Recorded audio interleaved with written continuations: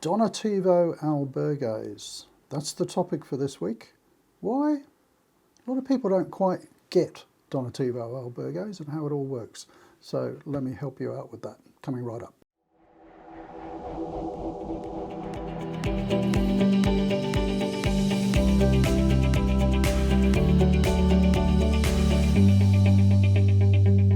Okay then, so this week we're going to be talking about Donativo Albergues.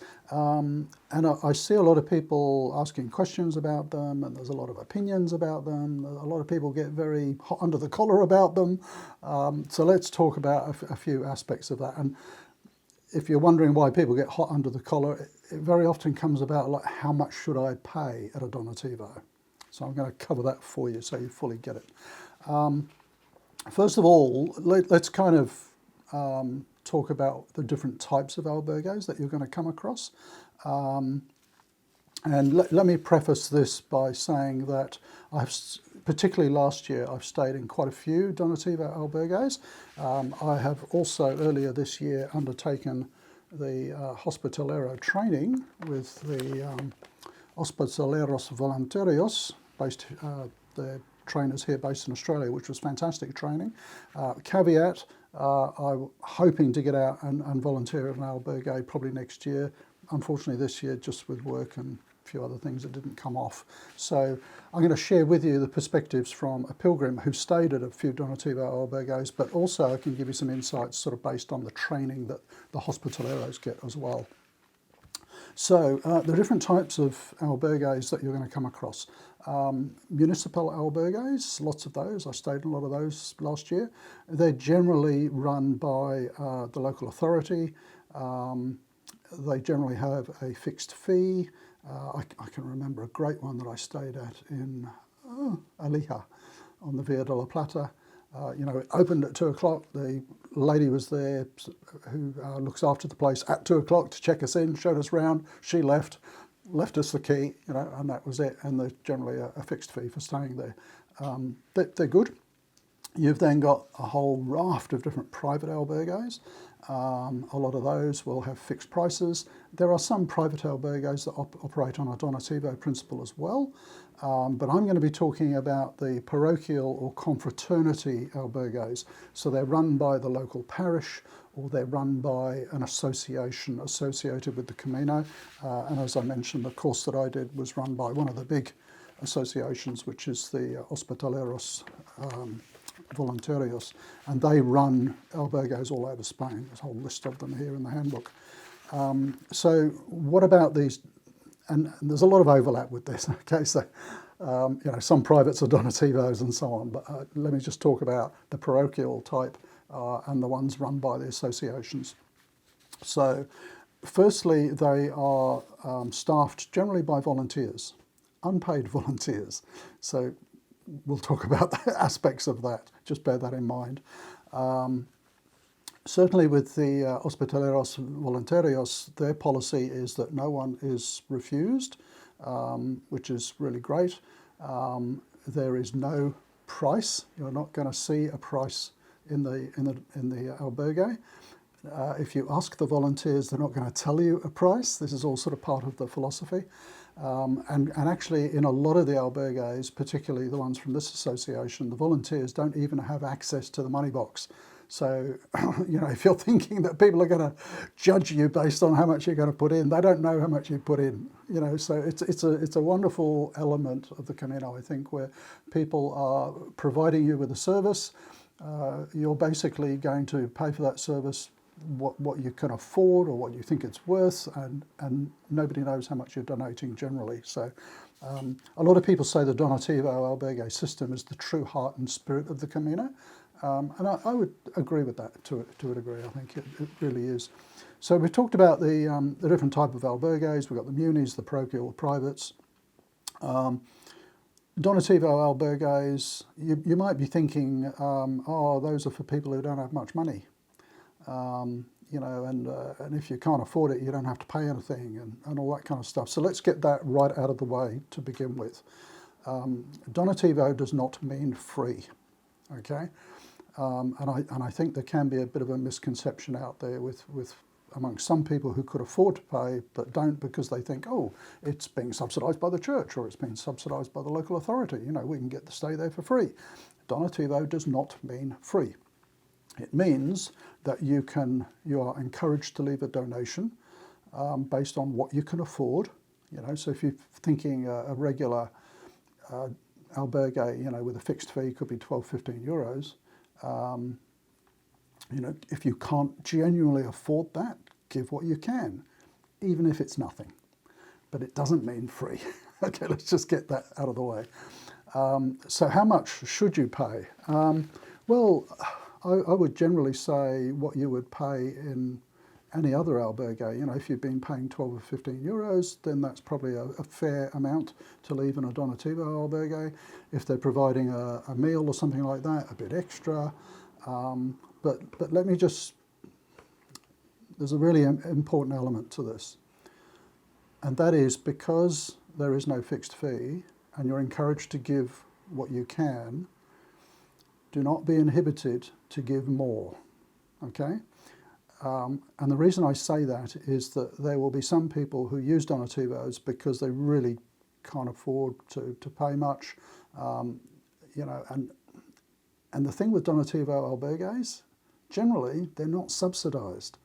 Okay, let's get that myth out of the way there. The local church, the local authority or whatever is not subsidising them.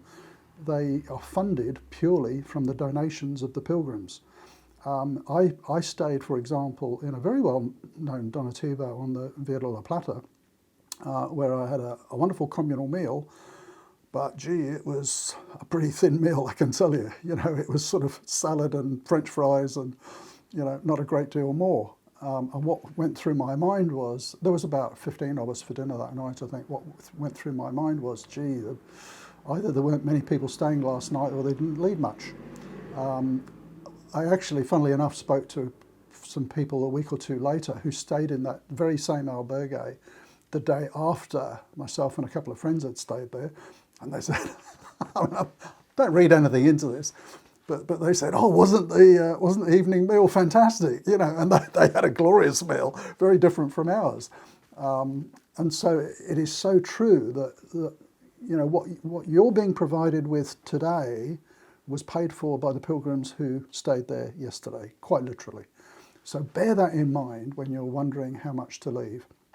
You know, so if you can afford, you know, a regular sort of albergue fee of, you know, 12, 15 euros, leave it, you know. If they're providing a meal, leave what you think is fair.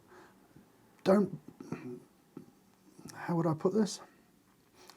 This is a great opportunity to pay it forward as well. So what I very often do in Donativos is think, well, you know, I'm getting a great deal here, people are looking after me, providing a great service. Why don't I just chip in a bit extra and cover someone else as well? You know, so I guess what I'm saying is with Donativos, I tend to pay more than the municipals or the privates because of the system, the way it's set up, you know. And that's one of the reasons I think that people kind of misunderstand the whole, or one of the things about Donativos that people misunderstand. They think, oh, you know, I don't want to take a bed. I used to think like this. I don't want to take a bed in this Donativo albergue because they're for people who can't afford much. Well, for you and I who can afford a bit more, if we don't stay there, they don't have the funds to look after the people who don't have much money. You know, what goes around comes around. So, you know, do your bit. If your budget allows you to leave a little bit of extra, please do, because you're helping out pilgrims who are maybe really struggling a bit. So that's the kind of money side of the Donativos. How do they differ from other albergues? Well, I mentioned the municipal is going to be like somebody from the local authority is going to be looking after it, coming in, cleaning, letting you in, registering you perhaps, and then departing, that kind of thing. With the private ones, they're going to just vary considerably. With the Donativo ones run by volunteers, who are generally people who have walked a lot of Caminos, and they're volunteering to do this because they want to give back to the Camino, you get a very different sense in these Donativos because it can be a very caring place to stay. You're staying with you know, pilgrims who are looking after you. It can be just a really nice vibe totally about the whole Donativo setup. You know, what sort of facilities are you going to get? Are they going to be different from a municipal or a private? They vary considerably. I mean, I'm trying to think of the Donativo ones that I've stayed in. They had great facilities, all maintained, cleaned and everything by the volunteers. So that raises another thing, you know. These people are not being paid to look after you in this Donativo albergue. They are there. You know, I have friends who fly from Australia to help out in an albergue for 2 weeks. They pay for their flights to get there. You know, they're supporting themselves while they're there. So do consider that. Obviously, a lot of the volunteers are local Spanish people. You know, and it's a little bit easier for them to be able to do it. But the volunteers are giving of themselves, of their time, to look after pilgrims. You know, they're really wanting to sort of give back to the pilgrim community. So it is quite different in that way. You know, so do appreciate that. No one's out to run a Donativo to make money. So what have we talked about? We were talking about the facilities. Yeah, I mean, some memorable ones. I always talk about the Father Don Blas's Donativo albergue in Fuenterroble on the Via de la Plata. That was a classic Donativo parochial albergue to me. You know, it's run by the local priests. There was a couple of local people in there helping out. It was a wonderful, warm reception. It was kind of quirky kind of place to stay. We had an amazing communal meal. You know, it was just, I would walk the Via de la Plata again to go and stay there, to be honest.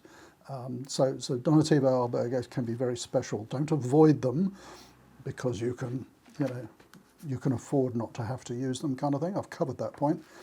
You should absolutely use them. Just going through my notes here, yeah, the facilities you're going to find generally similar facilities to anywhere else.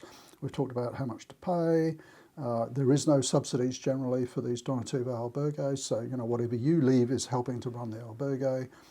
We've talked about the volunteers, and with the volunteers in mind, you know, if there's going to be some sort of house rules, if you like in all albergues, opening times, closing times, you know, stuff like that. Please do respect those house rules because, you know, if you're late getting out in the morning or whatever, you're just creating more work for the volunteers. So do, you know, bear that in mind. It's a bit of a plea for the volunteers.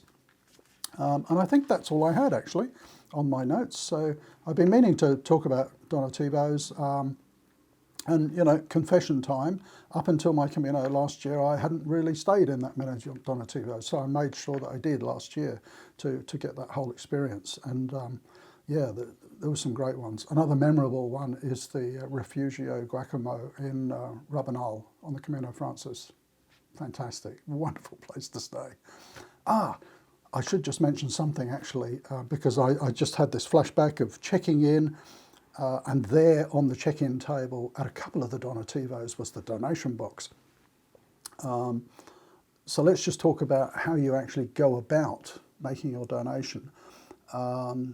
If you're shy about it, you know, you don't have to leave your donation in the box at the time of checking in. You can do it at any time. Generally, the volunteers will let you know where the donation box is. You know, something like if you'd like to make a donation, it's there, or it's in the dining room, or whatever. So you don't have to do it at check-in. You can do it any time. Some people do it in the morning on their way out, and you know, so you can kind of put in. I'm trying to think where it was in Father Don Blas's. It was in the dining room, so it was well out of sight of any of the staff.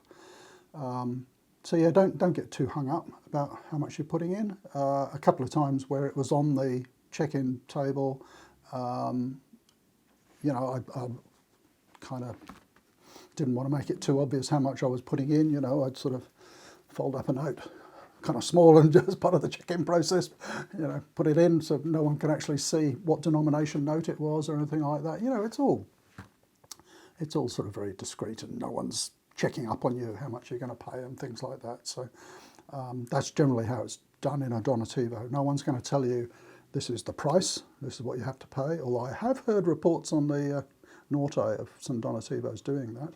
It's not really in the spirit of Donativos. They generally shouldn't tell you that it's a specific price.